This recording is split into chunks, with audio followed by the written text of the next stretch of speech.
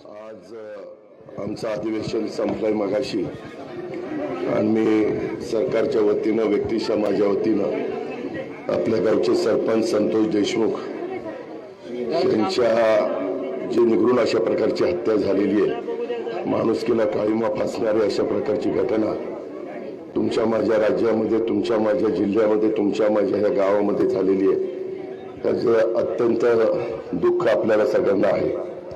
आणि या संदर्भात मी तुम्हाला हाच विश्वास द्यायला आलेलो आहे की कुठल्याही परिस्थितीमध्ये इथं कुणाचाही राजकीय हस्तक्षेप त्या ठिकाणी होणार नाही। जे जे दोषी असतील त्यांच्या पूर्णपणे संपूर्ण चौकशी व्यवस्थितपणे करून त्या दोषींना फाशीची शिक्षा होईल आणि पुढच्या सगळ्याच्या संदर्भातले त्याचा मास्टर माइंड देखील कोण असेल तर त्याला देखील त्याच्यामध्ये सोडलं जाणार नाही याच्याबद्दलची ग्वाही मी आपल्याला सरकारच्या तर्फे देखील सांगतो आणि मी माझ्या वतीनं देखील आपल्याला सगळ्यांना सांगतो।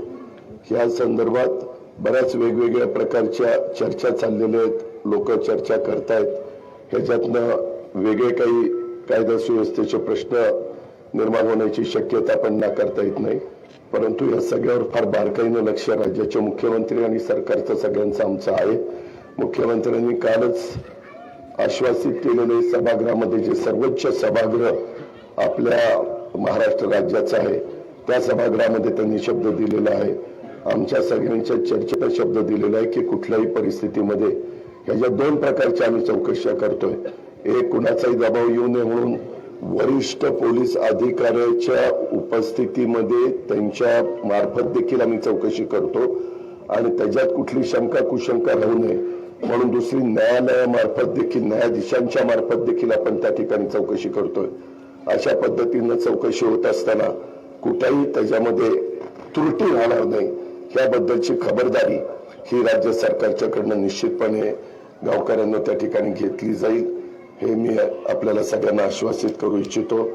व्यक्तिशः माझ्या वतीनं, सरकारच्या वतीनं आणि सर्वांच्याच वतीनं जे संतोष देशमुखांचे दुःखद अशा प्रकारची घटना घडली त्यांना मी या निमित्तानं भावपूर्ण श्रद्धांजली अर्पण करतो। त्यांच्या पत्नीवर, त्यांच्या मुलीवर, त्यांच्या मुलावर, त्यांच्या वडिलांवर, त्यांच्या आईवर, त्यांच्या बहिणीवर, त्यांच्या मेवण्यावर, या सगळ्या कुटुंबियांच्यावर, त्यांच्या भाऊजाईवर, त्यांच्या भावावर जो काही आघात झालेला आहे त्या दुःखातनं ते सगळं सावरण्याची परमेश्वर ताकद देव, शक्ती देव अशा प्रकारची प्रार्थना ही परमेश्वरच्या त्या निमित्तानं करतो। आणि मी खरोखरीच मी गावकऱ्यांना शब्द देतो, तुम्हालाही माहिती आहे की मी काम करत असताना कुठेही काम अर्धवट त्या ठिकाणी सोडत नाही, त्याच्यामध्ये पूर्णपणे संपूर्ण तपास होईपर्यंत व्यक्तिशः मी देखील त्या ठिकाणी लक्ष देईन आणि अजिबात कुणालाही ह्याच्यात सोडलं जाणार नाही याबद्दलचा विश्वास, खात्री मी माझ्या गावकऱ्यांना आणि माझ्या सगळ्या सहकाऱ्यांना या निमित्तानं देतो।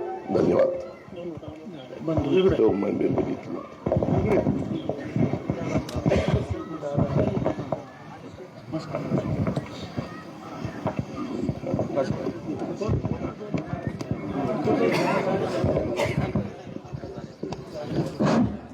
आज या ठिकाणी राज्याचे उपमुख्यमंत्री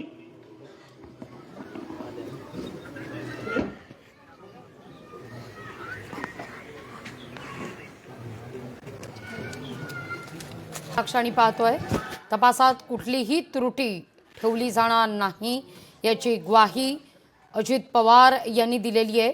आणि आता देशमुख यांचे बंधू, सरपंच देशमुख यांचे बंधू यांच्याशी दादा संवाद साधतायत।